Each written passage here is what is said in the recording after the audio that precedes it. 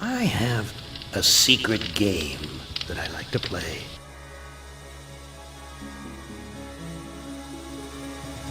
Released on Halloween in 1995, I Have No Mouth and I Must Scream is an iconic and borderline classic point-and-click horror game. With it based on the short story written by Harlan Ellison, who incidentally voices the demented computerised villain Am, also known as Allied Master Computer, the game adaptation reveals significantly more information surrounding the 5 key protagonists and the method Am takes to perpetually torture them for all eternity. For this video though, we're going to be taking an in-depth look at the speedrun, as while the gameplay might be fast, the tech and strategies behind it are exceptionally complicated and to the casual viewer near impossible to see.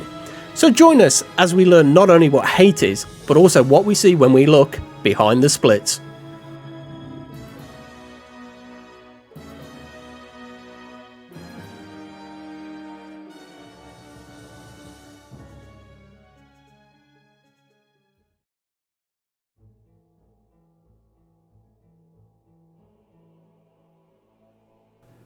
So yes, I know, not a great way to start the video, but I'm already telling a small lie in that I am going to be going a little into the backstory. This video is about the speedrun though, so please bear with me. I do think this information is important for the casual viewer to understand the characters and the overall overarching plot of the game. So, we have 5 main protagonists, for want of a better word, in the game. Who are they? Well, I'll leave that up to Mr. Harlan Ellison to introduce. Nimdok, Benny, Ellen, Ted, Gorrister. And thank you, Mr. Ellison. But who are these people? Well, we're going to introduce them in the order in which we typically tend to play them in the speedrun. Why do we play them in this order? Well, it tends to boil down to the overall difficulty, but we'll get into that later. Firstly, let us start with Benny. Who is Benny? As a former soldier, Benny was highly athletic and incredibly intellectual. Am tortures him by placing him in a mutilated body that can't talk. Gorrister blames himself for his wife being institutionalized, and Am makes sure that he carries on blaming himself. Ellen, once a strong and independent woman, is made subservient and indecisive. Ted suffers from imposter syndrome, bold and brash on the outside, deeply insecure on the inside, and boy does Am play on this. And finally we have Nimdok. Nimdok is, shall we say, a former member of a certain National Socialist government in 1930s Germany, hence why he's cut from the German version. What are his crimes? Well, if you're aware of the works of Dr. Joseph Mengele, yeah, that's pretty much Nimdok, and yeah, you can kinda get why he was censored. So here we have our cast, and what a jolly bunch they are. Before we go into any further detail about this game though, I strongly recommend a casual playthrough before any speedruns are attempted. And of course, by this video's very nature, there will be spoilers ahead.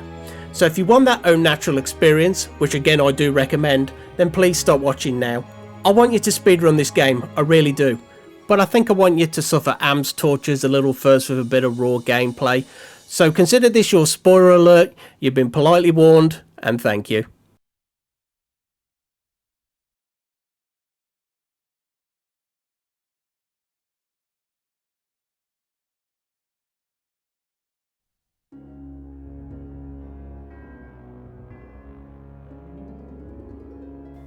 There are 2 main categories for I Have No Mouth and I Must Scream.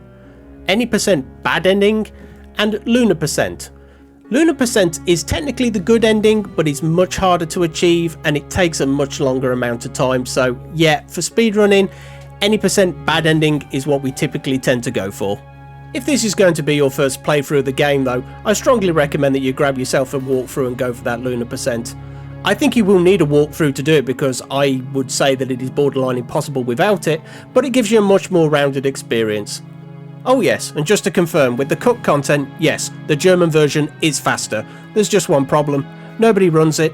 You're welcome to be the first, but for me, the 5 character experience is the best. But back on point, any percent bad ending, what is it? Well, unlike a perfect playthrough where you do the most optimal thing with each character, in any % bad ending you literally do the bare minimum. I like to term it as being not good, but good enough to progress the plot. And that is the key point here in this category. And the difference between this and the 100% versions of the game is hilariously different. So this is why, once again, if this is your first time playing the game, I strongly recommend that you grab that walkthrough, or crikey, even try it casually, and see if you can get that lunar % ending. I promise you, for your first time playing this, it's well worth it, and for your speedrunning efforts, it's a fantastic bit of practice. For the fastest times though, any % bad ending simply can't go for perfect. A fully restored and regenerated humanity character playthrough will see a white aura in the little portrait in the bottom left corner. That, as I said, is if you play the game perfectly. We're not going for that. Any % literally has you good enough to progress the plot. That's it. For speedrunning the game, you'll typically want to run it direct from ScumVM. In obtaining your copy, it is available both on Steam and Good Old Games. Good Old Games tends to come bundled with the ScumVM version included, but either way you can download the latest ScumVM and just import the game to it and play it from there. We typically tend to prefer to play it direct through ScumVM, as it just allows a few quality of life upgrades to the original versions, and particularly those ports which are, shall we say, less optimal than others. But there is another key point as to why we like ScumVM, and that is a piece of software called AutoHotkey. Although a relatively new thing to this particular game, AutoHotkey is widely used in a lot of classic point and click adventures, as it allows you to remap function keys so they can be more quickly accessible. We allow it in the I Have No Mouth speedrun community because it's generally considered a quality of life upgrade, and I can promise you that if you play the base game and you use some of the keyboard commands that it was bundled with, you will understand why. So I strongly recommend that you check this software out. Darkshoxx, a fellow speedrunner of this game, has created a tutorial on how to use AutoHotkey. I've got it pinned in the description and it's well worth checking out. Does it make the game faster? That's debatable, but one thing is certain, with AutoHotkey you will not get carpal tunnel from the basic inputs. I should note as well that there is a live split auto splitter available for this game, and if you're looking to seriously start your speedrunning efforts, I strongly recommend that as well. It's not perfect, but it takes a lot of the trickiness out of it. And all of this plus much more is available on the speedrun.com site for I Have No Mouth and I Must Scream. Well worth checking out before your efforts as well, but I'm going to go back to my original point from the beginning. My strongest urge is for you to have a casual playthrough of this before you start speedrunning it, because it is a good game and the speedrun is very, very different. But I think with that I've covered all of the main bases, and I think we can finally start to have a look at the speedrun itself. So you may want to grab a coffee, because this is a very complicated run. There's going to be a lot of pauses and a lot of explaining, hopefully not too much, and I'll do my very best to keep it as entertaining as possible. But how do you speedrun any %? I Have No Mouth and I Must Scream? Well, let's finally take a look.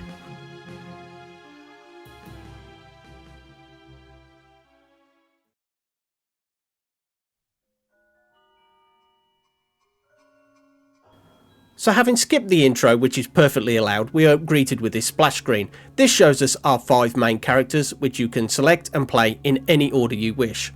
As noted earlier in the video, for the speedrun we do typically tend to select the characters in terms of their difficulty, so it will be Benny, Gorrister, Ellen, Ted and Nimdok.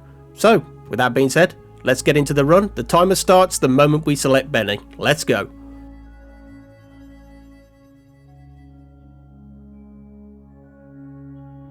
So, less than 5 seconds in and we already have things to talk about. Starting with skipping cutscenes. Escape or space, spamming them will skip cutscenes and dialogue as well, which, with a couple of very dangerous exceptions, is undoubtedly the key factor of the speedrun here. It is literally skipping as much as you can, and in this game there is a lot of dialogue. For the more eagle-eyed among you though, you may have already spotted what is undoubtedly one of the biggest speedrunning skips this game has. By hitting the F5 key, this brings up the game's menu, and by quickly hitting escape, this closes it. But why is this important? While there are certain animations in the game that can be skipped by doing this. Now, I should note right from the beginning, an animation skipped is not an animation deferred. You have to repeat this trick every time you enter a room where there was an animation programmed to happen. But by doing this and regaining faster control of the character, you can immediately begin actually doing useful things to progress the game. And in this particular instance, Benny falls down the stairs, and rather than having the animation of him falling and collapsing on the ground play out, we can immediately gain control of him and start progressing the speedrun. And again, you do this a lot, but I'm not going to point it out every time. But first thing we do is immediately just swallow the fruit on the tree, it's faster. And then we take the twine, which skips an animation for the fruit. Now we come to dialogue. You can quickly select dialogue by simply selecting the number corresponding to its place in the list. For example, if the option you need is on the 3rd row, you can press the number 3. There are some exceptions to this rule though. Let's presume that you have 3 dialogue options. Option 1 is a single line, option 2 goes to 2 lines, and option 3 goes to a single line. You have 4 lines in total. With this in mind, should you decide to go for option 2, this would be selectable by hitting either the number 2 or number 3 key. Put simply, wherever the dialogue sits in the row is the number you hit. And in the case of 2 rows, either number is fine. And yes, I will try and highlight this if a moment should appear in the video. And in regard to dialogue, no, I'm not going to tell you all of the individual choices. That would make for a boring video. But I will have my cheat sheet, complete with all dialogue options, pinned in the description, so check that out. Small optimization here for Benny though. If you click on the left side of the bed, you move there faster and therefore you're quicker. Click on the right side, it just takes longer. Now, what on earth happened there? Well, we have a somewhat long cutscene here where the mother is sacrificed to Am. If we can, however, double talk to the elder, that's the guy on the left with the staff, before we reach him, we can completely skip this. So what you need to do is be spamming right click, this is the default button for talking to someone, as you enter the room, and then you have to keep on spamming it and hope you get a second input before Benny reaches him. If you do, however, the cutscene will skip. It's not a massive time save, maybe 2 to 4 seconds, but again, we're looking to grind those times down. You will incidentally know if you've got the skip if this scene here has slight colour corruption. If you see this, you've achieved the skip. And we are very quickly coming up on the point as to why we play Benny first. RNG bag hell. The next key thing to advance the plot is to steal the lottery bag from the Elder's room. There's just one problem. If the Elder is there, you can't do it. So what are the odds that the Elder won't be there? Well, opinions vary, but it mostly tends to revolve around a 1 in 4 or 1 in 5 chance. Can you recycle the RNG? Yes you can, there's just one problem, you have to move 2 screens before it will happen. So for the most optimal speedruns, if the Elder is in the room, it's probably going to be a reset. And I know a reset sounds quite harsh, but it's around 10 seconds each time to get the cycle for the RNG, and yeah, for the best times, it's just not going to happen. But if you're new to the game, give it a go. 3 to 5 attempts is usually what most consider fair. Oh, and did I mention that this room also has the possibility to soft lock the game? You see that monitor in the background where we converse with Am? Well, should you quit that dialogue by pressing escape, as you usually would to skip dialogue, you will be soft locked. So for that one moment, and there are a couple more in the game, do not press escape.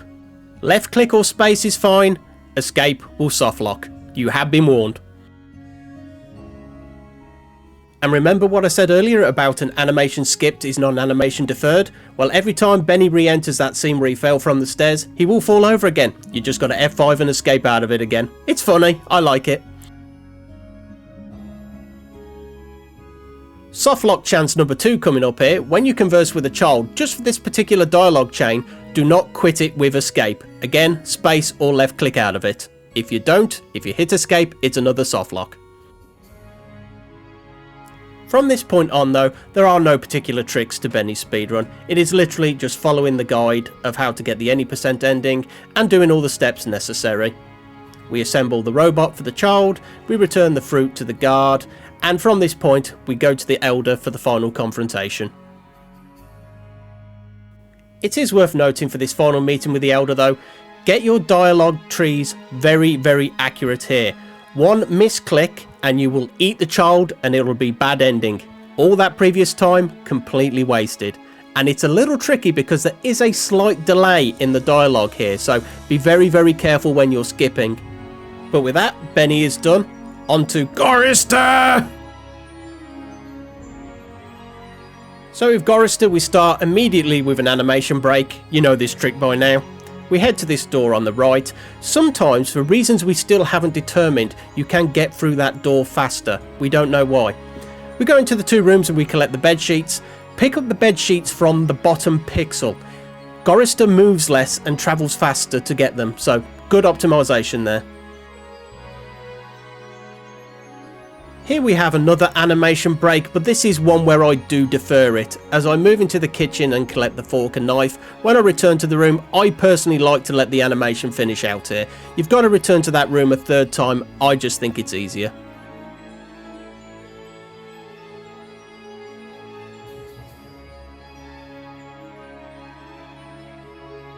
As we go upstairs, I like to slash the middle canvas because that's where Gorrister's animation ends, but from here we go outside and we do the heart skip. In a blink and you'll miss it moment, we can actually skip the animation where Gorrister gets his heart. Once we've attached the harness and we do take on the heart, immediately start spamming escape and space. It's a very easy trick to do and it means you will completely skip the animation of Gorrister scuttling to the end of the platform. It's a really nice trick, very easy to do, and definitely a solid time save. So predominantly from here, Gorrister's playthrough is actually pretty much as intended for the any percent. There are a few tricks that we'll go across along the way, but it's largely just been optimal with your clicks and dialogue skips. Here we have a dialogue coming up with a character I affectionately refer to as Harry the Bastard. Harry the Bastard likes a drink. The problem is, how much drink he likes is RNG. Now, as you're progressing through the dialogue tree, sometimes he will want another drink. Optimally, he will only want 1 drink. I don't know the statistics of this happening, but it doesn't happen often enough. Very annoying and it can disrupt your dialogue tree. It's not a massive time loss, but it's just one of those RNG things you've got to live with. Oh, and you have to talk to him for a 2nd time and it can happen again. Hence why I call him Harry the Bastard. A neat little skip here as you enter the bathroom cubicle leading into a refrigeration unit. Go figure. If you spam escape whilst you're using the door, you can speed up the animation. And here we have Edna. This is a very long dialogue tree, but there is nothing you can do to make it go any faster. I would not even want to attempt bringing up a menu skip here. You've just got to play it out until she drops the key. Fortunately though, that's the last time we have to deal with Edna. So from here we take that key she dropped, head to the cockpit, read the logbook and discover that our wife being institutionalised wasn't actually our fault. Gorrister at this point is officially good enough. But that doesn't mean that the ending is probably what you're expecting. If you recall what I said earlier in the video, this is any percent good enough.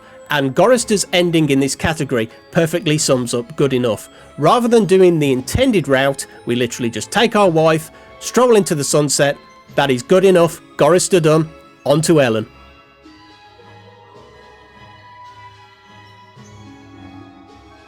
Now compared to Benny and Gorrister, Ellen is a lot lighter in terms of tricks.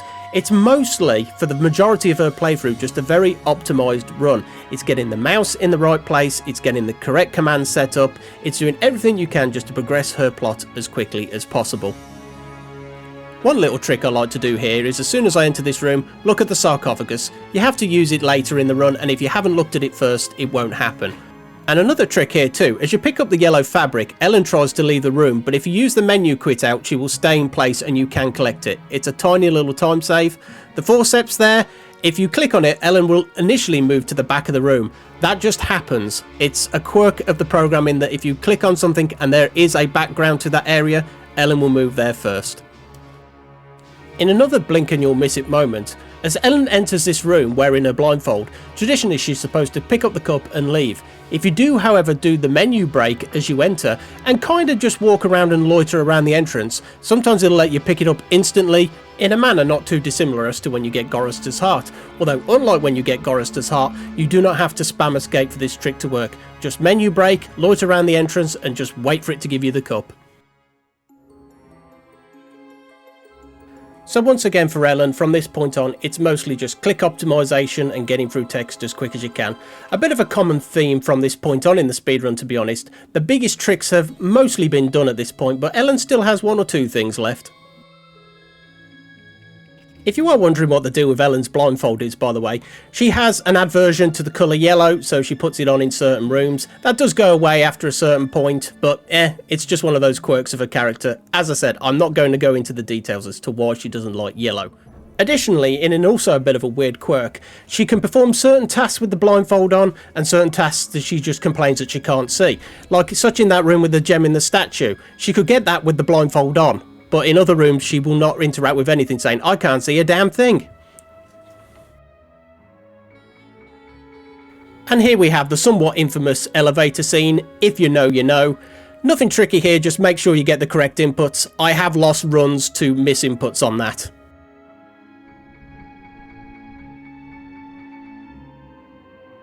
And once again, we have a section here where it is legitimately just playing the game mostly as intended, following the correct steps to proceed the plot. Really not much to say here at all.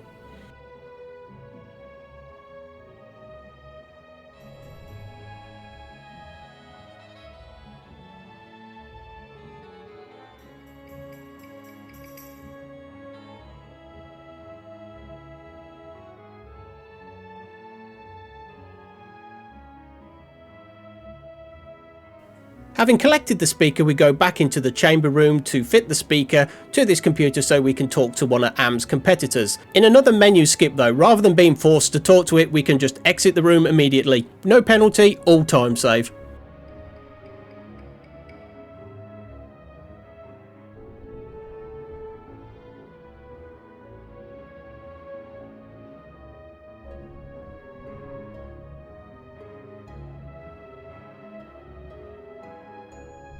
And with everything done at this point, I think it's fair to say that Ellen is one of the easier characters in the game, but now it's a race to the exit as we look to move on to our next character, Ted. In terms of difficulty, Ted is very similar to Ellen, but there are some tricks that you can do. For example, in this first scene you can use the menu to skip the animation. Not recommended, it can cause a soft lock. And again, when you get transported to this castle, you can use the menu to get quicker access to Ted, but that can also soft lock. From this point on though, you can use the game's menu to defer a lot of animations that can save a significant amount of time. And by defer, I do really mean defer. Ted can be very, very soft lock happy, so typically I do tend to prefer to let the animations play out eventually, but when it suits me.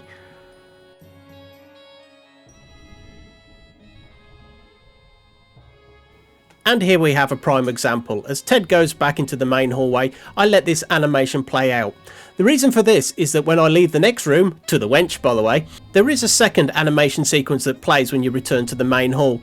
Although you can use the menu to regain control of Ted, typically these defers tend to stack and you may sometimes end up doing what you think is a skip because breaking the animations makes sense as a time save, but as noted they do tend to stack up and they can cause problems and actual time loss in some situations. So it's entirely up to you. I would recommend letting both animations, as we see the second one here, just play out as intended.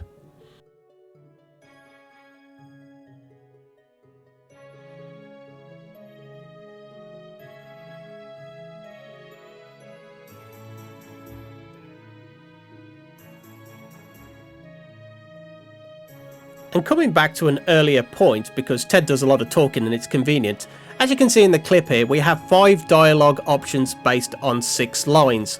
Just to be clear, if you wanted dialogue line 5, the numbers 5 or 6 would work. I know that's been a long time coming, but I did want to explain it.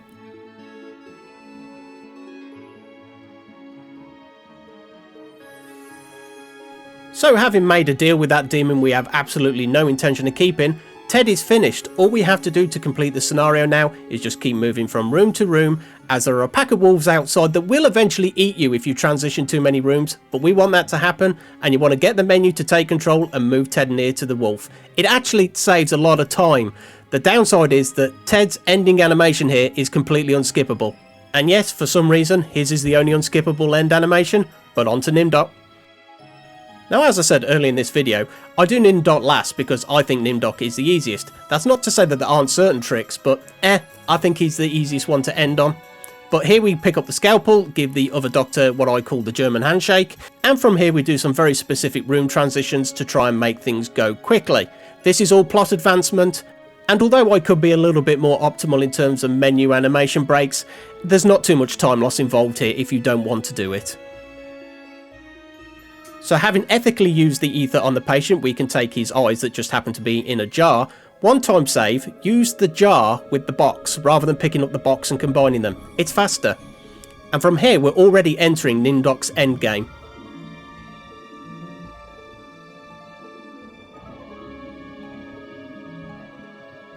So with Nimdok discovering that he is a member of the Chosen People, from here it's a straight up race to exit the area and end Nimdok's run. And if you're aware of what the intended solution for Nimdok is, this is once again a good enough scenario. But here we are, Nimdok exits, we are into the final scenario and encounter with Am. Now for the final selection, you are going to want to choose Nimdok as your main player. Why? Because with 1945 as a password to a computer console, Nimdok just happens to be the only person that could actually kinda guess this. And you might be wondering at this point, what happens in the censored German version where Nimdok isn't available? Well, the developers worked around this by just applying moon logic. Whichever other character you pick, they just go to the computer console and say, I will try 1945 because reasons. And no, I'm not kidding. Now the upcoming area is actually quite large, and if you're going for the lunar ending, you would need to explore it. But we're not, we're going for any % bad ending, so Nimdok uses the console, extends the bridge, uses the demon captured from Ted's scenario, don't worry about it, to converse with the competing computers, and there you have it. As soon as you see that jelly-like creature, that is time. And unfortunately, a quirk in the auto-splitter does tend to mean that the final cutscene is skipped, but in regard to that jelly creature, here's a very crude image just so you know what we're talking about. Enjoy!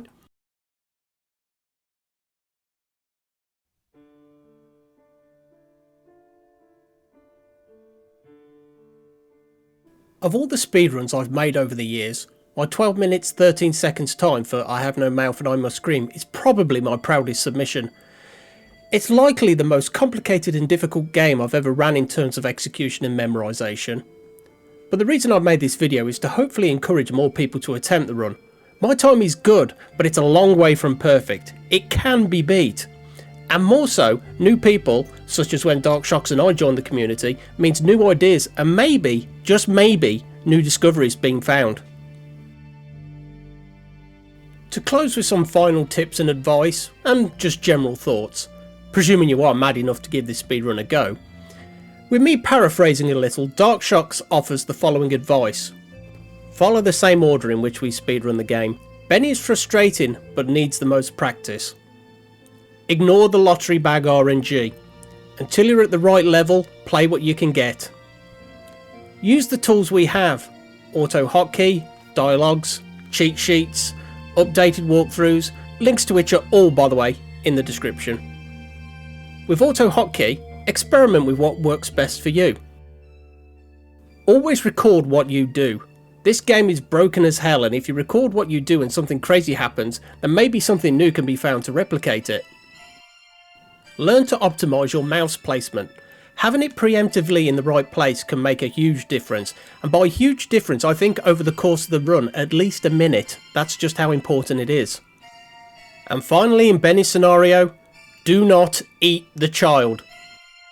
This is something of an in-joke between Darkshoxx and I.